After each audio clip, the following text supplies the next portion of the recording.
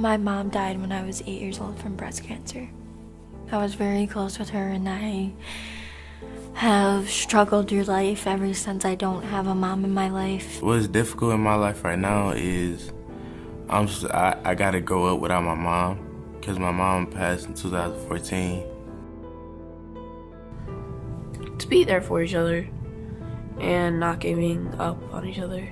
I'm trying to do better in life, and I'm trying to change so I can find that forever family. Family means everything to me.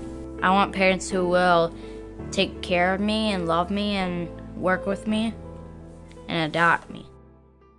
Kids need family, and kids grow best, heal best in family, and we believe that the work we do to train and support families helps that process, helps ensure that kids are going to grow up in healthy and thriving families. This child came to me at the age of almost 7, and he had significant trauma. He came into our home filled with self-doubt, no self-worth. He came to us in a constant fight mode that he needed to fight for survival. I knew when he came into my home that this was it. He was staying. And regardless, no matter what, this was his forever home. And about a week, maybe 10 days after he moved into our home, he threatened a little girl on the school bus with a knife.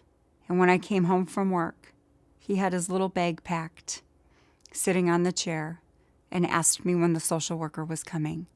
And I told him, why would the social worker come? And he said, well, didn't you hear what I did? I'm like, yeah, you screwed up. Doesn't mean that you're leaving.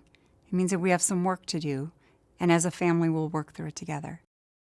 So when folks are struggling, the first thing we advocate for is just to give us a call. Our staff, our team work really hard to be what I would say present, available, and listen, because sometimes it's just getting it out. I didn't know some of the things that he was doing were symptoms of withdrawal. So he would have tremors, he would have his fingernails and toenails would peel, and he had this high-pitched scream.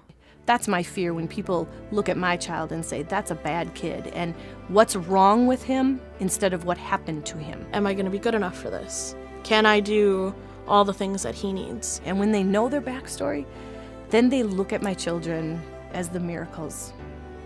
Yeah.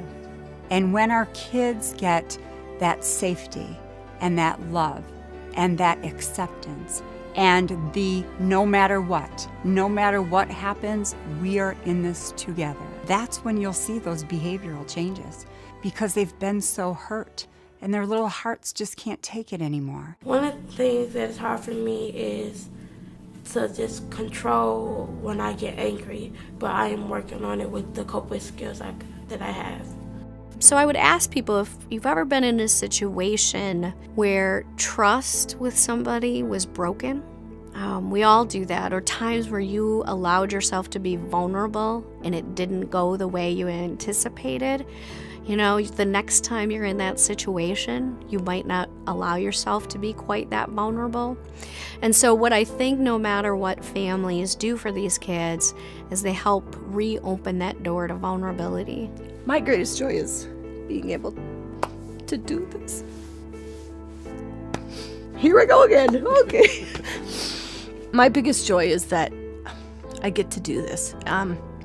Because I see people in my own profession that don't understand it, or don't do it because they say it's so hard, or don't get it. And I'm so thankful that we do it. Reaching out and asking for help is actually a strength.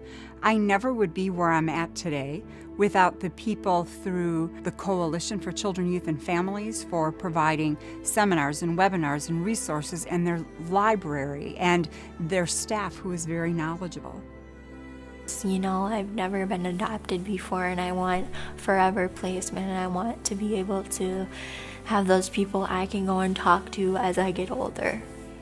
I want someone to be able to call mom and dad and say I love you, and just have that forever home, and have people, you know, that I can go home to. Kids deserve to have a family and be loved.